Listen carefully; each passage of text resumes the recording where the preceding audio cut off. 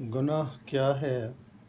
عمومی زبان میں سمجھنے کے لیے ہم یہ کہہ سکتے ہیں کہ گناہ کوئی خطا ہے، غلطی ہے، یا اور ایسا کوئی کام ہے جس پر سزا ہو سکتی ہے۔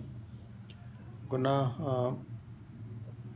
تقریباً ہر شخص ہی کر رہا ہوتا ہے، کیونکہ عام انسان معصوم عن الخطا تو نہیں ہے، تو غلطیاں اس سے ہوتی رہتی ہیں، گناہ سرزد ہوتے رہتے ہیں۔ گناہ کو دو حصوں میں تقسیم کیا گیا ہے، ایک بڑے گناہ گناہان کبیرہ اور ایک چھوٹے گناہان صغیرہ۔ کبیرہ گناہ میں شرک شامل ہے، جیسے زنا ہے، جیسے یتیم کا مال کھا لینا ہے، یہ بڑے گناہوں میں اور اس طرح کے بڑے گناہوں میں شامل ہے۔ انسان کو کوشش یہ کرنی چاہیے کہ گناہ نہ کرے، اور کبیرہ گناہوں سے تو بہت ہی بچے، ان سے تو بہت ہی بچے کہ ان کی سزا سخت ہے، بہت زیادہ سخت ہے۔ لیکن یہ نہیں کہ اگر ایک بار گناہ کر لیا تو اب بچت کی کوئی گنجائش نہیں، ایسا نہیں ہے۔ اللہ تعالیٰ غفور الرحیم ہے، اور ہم اگر اس کی طرف رجوع کر لیں، توبہ کر لیں، معافی کے خواستگار ہو جائیں، تو وہ یقیناً ہماری معافی کو منظور کرتا ہے، قبول کرتا ہے، ہمارے گناہ معاف کر دیتا ہے۔ بزرگ یہ کہتے ہیں کہ اگر بڑے گناہوں کی انسان توبہ کر لے تو چھوٹے گناہ ویسے ہی معاف ہو جاتے ہیں۔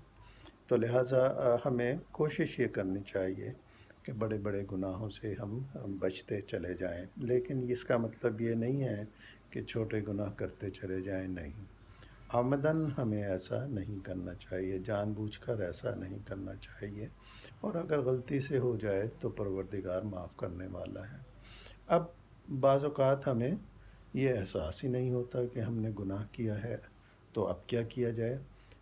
تو بات اتنی سی ہے کہ ہمیں اللہ تعالیٰ نے جو نظام ہمارے اندر فٹ کیا ہے، وہ ہمیں ہماری غلطیوں کو بتاتا رہتا ہے۔ اگر فوری نہیں بتایا تو پھر یہ ہے کہ کچھ دیر کے بعد ہمیں اس غلطی کا احساس ہوتا ہے۔ لہٰذا ہمیں کیا کرنا چاہیے کہ ہم اس وقت معافی مانگ لیں، توبہ کر لیں۔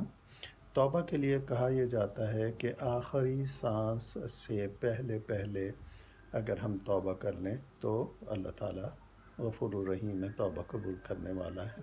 لیکن کیا مجھے اور آپ کو پتہ ہے ہمارا آخری سانس کب ہوگا یا کون سا ہوگا؟ تو جواب نہیں ہے، ہمیں نہیں پتہ کہ ہمارا کب آخری سانس ہوگا۔ لہٰذا ہمیں جیسے ہی گناہ کا احساس ہو جائے، ہمیں فوراً توبہ کرنی چاہیے، استغفار کرنا چاہیے۔